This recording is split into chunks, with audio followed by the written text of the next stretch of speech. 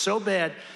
One rough hour, and I mean real rough, the word will get out and it will end immediately. End immediately. You know, it'll end immediately.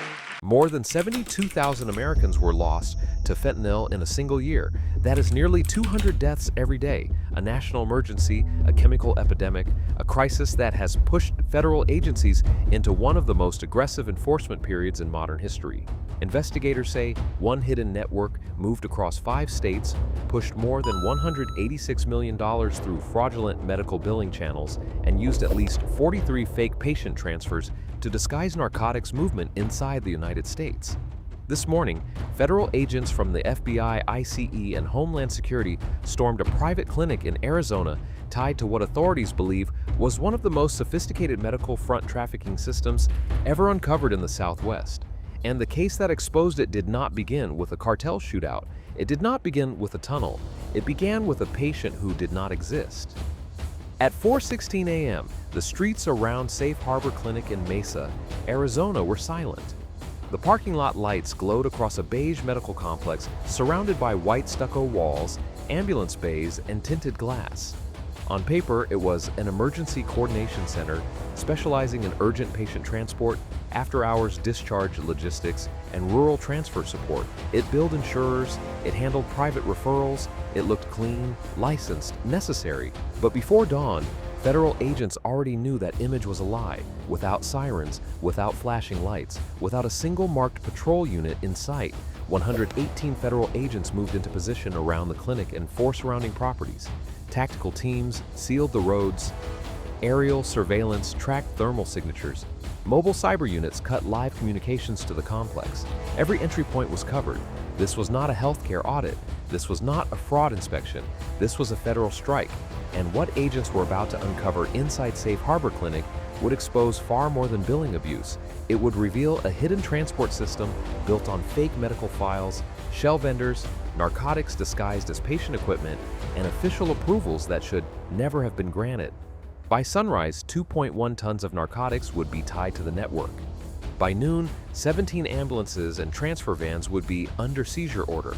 And before the day was over, federal investigators would be asking a question that no one inside Arizona's medical oversight system wanted to answer. How long had this route been protected from inside the system? Before we go further, subscribe now, because what federal agents uncovered next turned a private clinic into the center of one of the most disturbing trafficking investigations in recent memory. The investigation began 14 months earlier with a reimbursement request.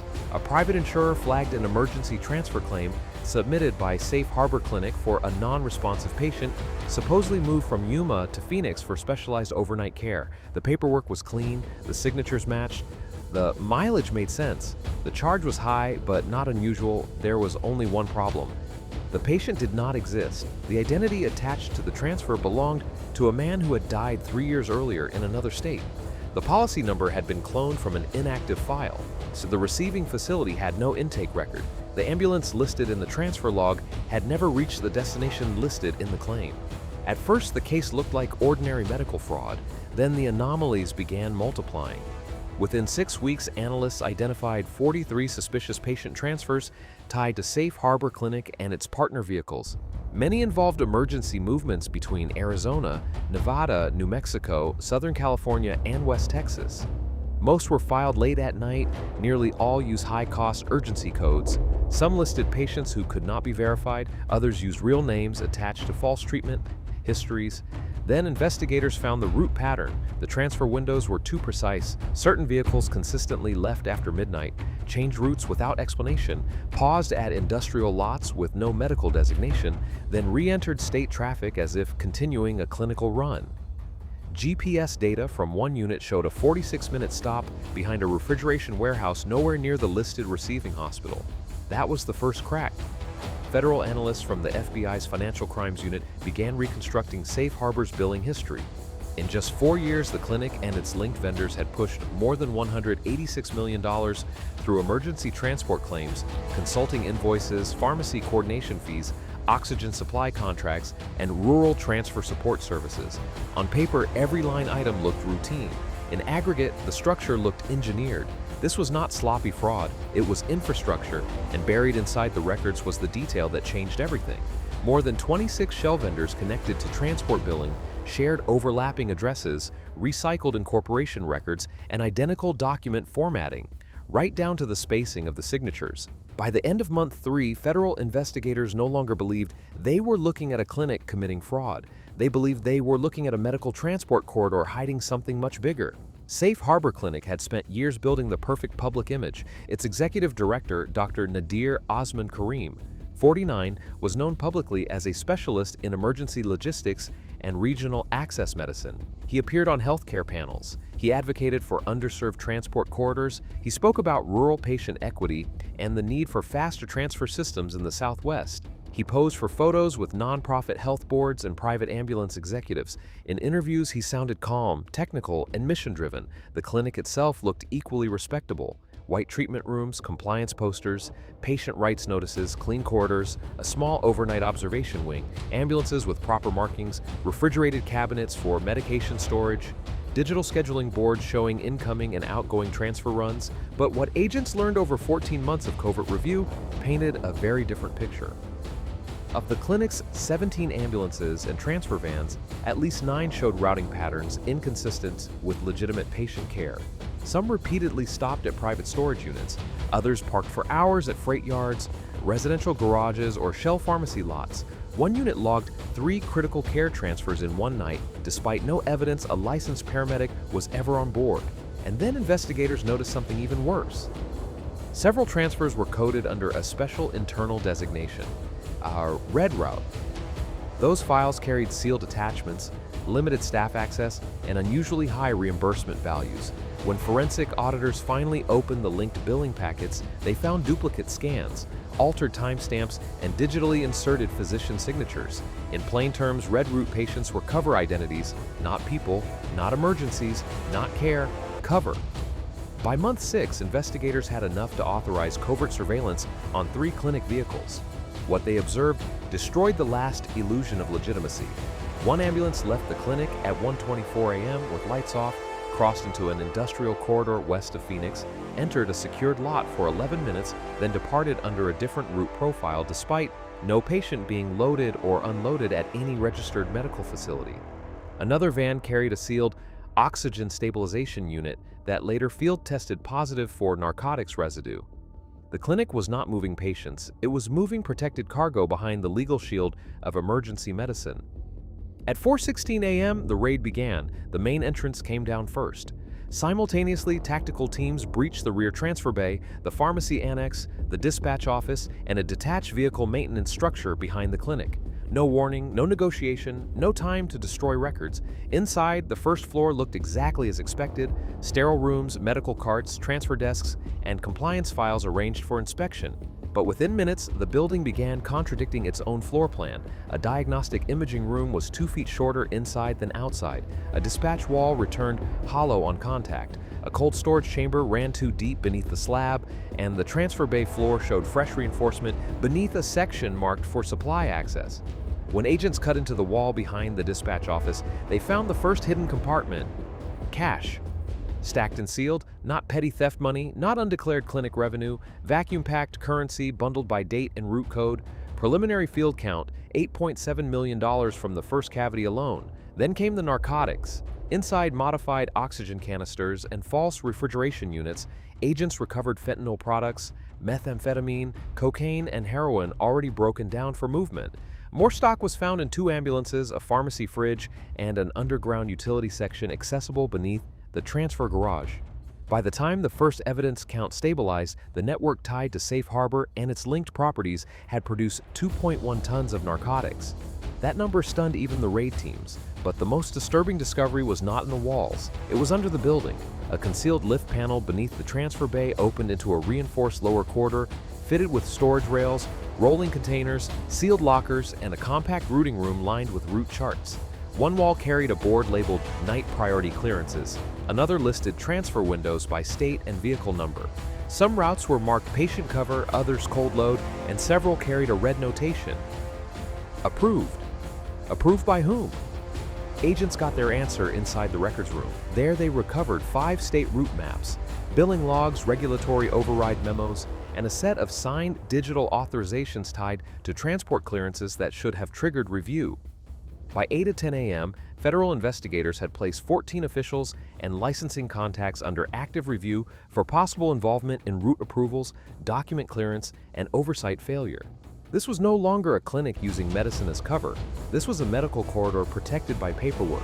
By mid-morning, the case expanded far beyond Mesa. Federal warrants hit linked sites in Arizona, Nevada, New Mexico, Southern California, and West Texas.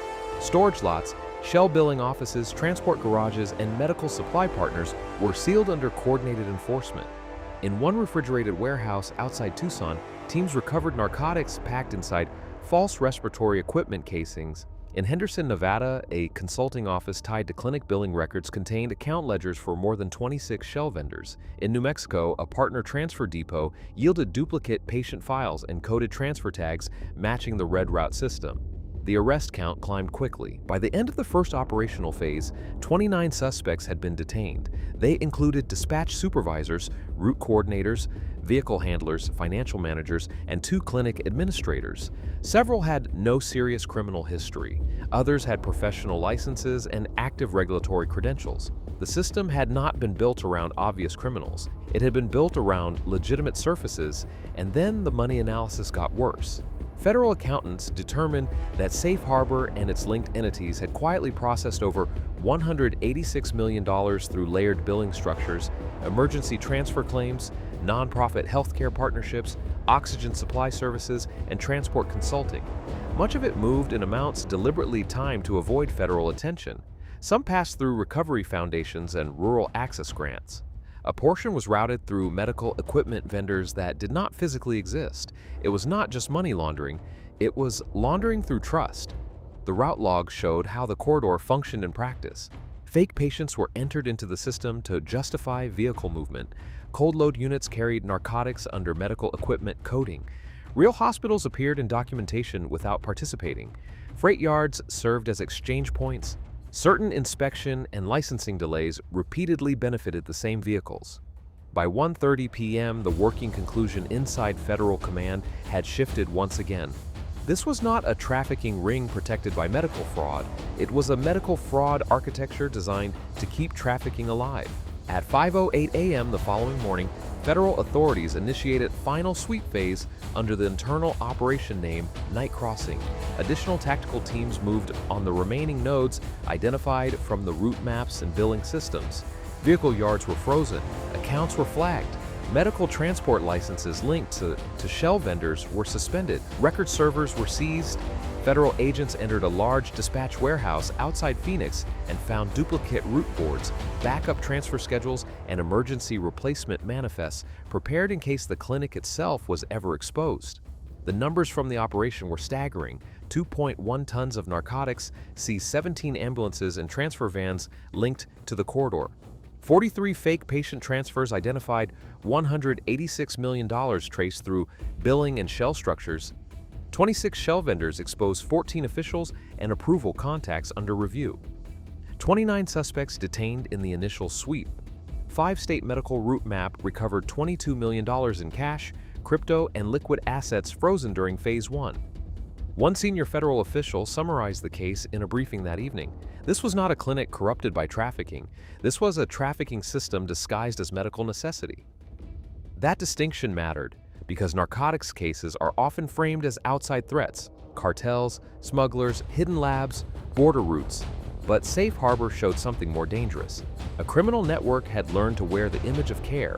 It had hidden behind patient rights, paperwork, emergency transfer language, and the public assumption that medicine deserves trust by default. The clinic did not survive because it was invisible. It survived because it looked useful, legitimate, urgent, necessary.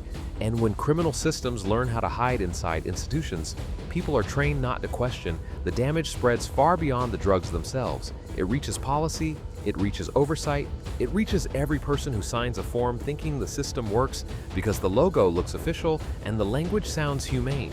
At 5:08 a.m. the following morning, federal authorities initiated final sweep phase under the internal operation named Night Crossing. Additional tactical teams moved on the remaining nodes identified from the route maps and billing systems. Vehicle yards were frozen, accounts were flagged, medical transport licenses linked to shell vendors were suspended, record servers were seized. Federal agents entered a large dispatch warehouse outside Phoenix and found duplicate route boards, backup transfer schedules, and emergency replacement manifests prepared in case the clinic itself was ever exposed. The numbers from the operation were staggering. 2.1 tons of narcotics seized, 17 ambulances and transfer vans linked to the corridor. By nightfall, Safe Harbor Clinic stood sealed under federal authority. The ambulance bays were empty, the route boards were gone. The transfer vans had been towed for evidence processing. The lower corridor beneath the bay, once used to stage narcotics under medical cover, was now lit only by forensic teams, marking shelves, containers, and floor rails beneath a building that had spent years pretending to save lives. But the real shock of the case was never just the drugs, it was the disguise. Because this network did not hide inside abandoned warehouses or obvious criminal compounds, it hid inside a system that looked clean, efficient, and compassionate. It understood that in America, urgency creates trust. Medical language lowers suspicion. A transfer form, a patient code, a vehicle with the right markings. Sometimes that is all it takes to move danger across state lines without anyone asking the right question. That is what made Safe Harbor so dangerous. It did not merely transport narcotics, it weaponized the appearance of care. And once a system like that is exposed, the final question becomes impossible to ignore. How many other routes are still moving tonight? Not because they are invisible, but because they were built to look legitimate enough that no one would dare stop them.